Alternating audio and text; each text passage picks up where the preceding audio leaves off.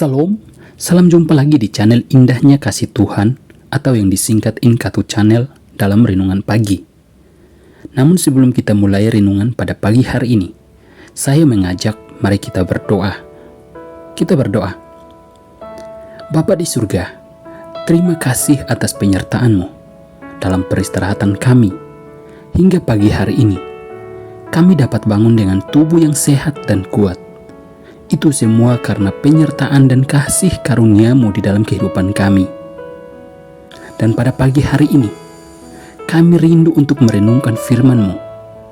Kiranya melalui firman yang kami renungkan pagi hari ini, kami terus mengerti akan belas kasihan-Mu di dalam kehidupan kami. Kami tahu ya Tuhan, kami adalah orang yang berdosa. Seringkali kami mengecewakan sesama kami. Bahkan kami menyakiti hati-Mu ya Tuhan. Namun kiranya melalui renungan singkat pagi hari ini, kami selalu disadarkan dan diingatkan akan belas kasihan-Mu di dalam kehidupan kami. Dalam nama Tuhan Yesus kami berdoa. Amin. Saudara-saudara, bacaan kita pagi hari ini dalam Ratapan 3 ayat 25 sampai 48.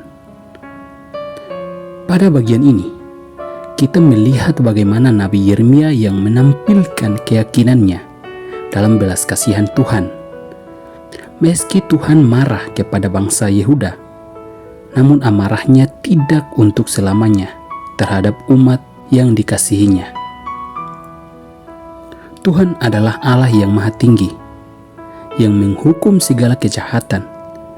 Namun Ia berdaulat sehingga Ia dapat memastikan hukumannya diterapkan dan keadilannya ditegakkan kepada umatnya. Tetapi ingat, Tuhan juga adalah Allah yang baik, yang dapat menjadi sumber pertolongan, selalu menyayangi umatnya. Bahkan ketika Ia menghukum mereka, Allah selalu menunjukkan kasih-Nya terhadap umatnya. Di sini kita melihat Nabi Yeremia yang menyarankan sikap yang lebih tepat ketika mereka harus menanggung hukuman Allah, yaitu menerimanya dengan ikhlas. Umat Allah harus tetap diam, bahkan merelakan dirinya untuk direndahkan. Pada waktu yang sama, mereka hendaknya memeriksa diri dan mengakui dosa-dosa mereka.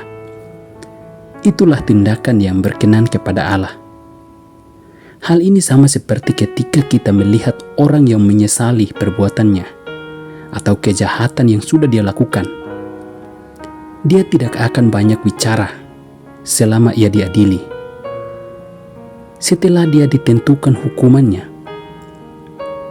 ia akan tertunduk malu. Tetapi sebaliknya, orang yang terus melakukan kejahatan lalu dia divonis hukuman mati atau hukuman beberapa tahun di penjara, lalu ia tidak merasa bersalah. Dia terus merasa diri benar dan terus mengulangi kejahatan yang sama. Orang seperti itulah yang tidak akan mendapatkan belas kasihan dari Tuhan. Dari renungan singkat pada pagi hari ini, apakah kita sedang mengalami keadaan yang sama seperti bangsa Yehuda? Apakah kita pernah mengalami kesulitan yang begitu besar sehingga kita merasa bahwa kita sedang dihukum Tuhan dengan keras? Adakah masa-masa gelap ketika kita merasa bahwa Tuhan tidak ada lagi? Bacaan firman Tuhan pagi hari ini, kita terus diingatkan untuk kembali memandang kepada Tuhan dan merendahkan diri dalam menjalani kedisiplinan yang dari Tuhan. Meski tidak mudah, namun ini adalah momen yang tepat untuk kita memohon belas kasihan Tuhan.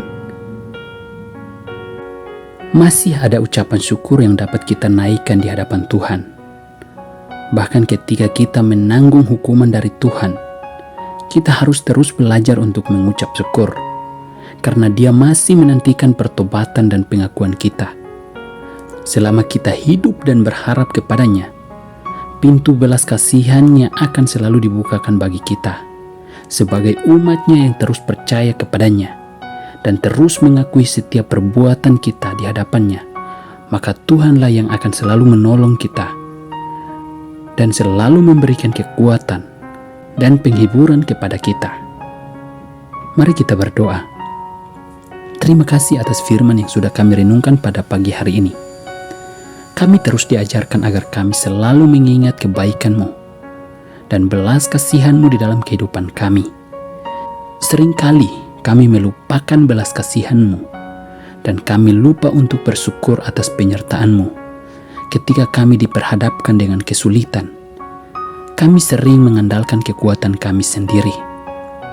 Biarlah melalui firman yang kami sudah renungkan pada pagi hari ini, kami selalu diingatkan dan dikuatkan dan diteguhkan iman kepercayaan kami.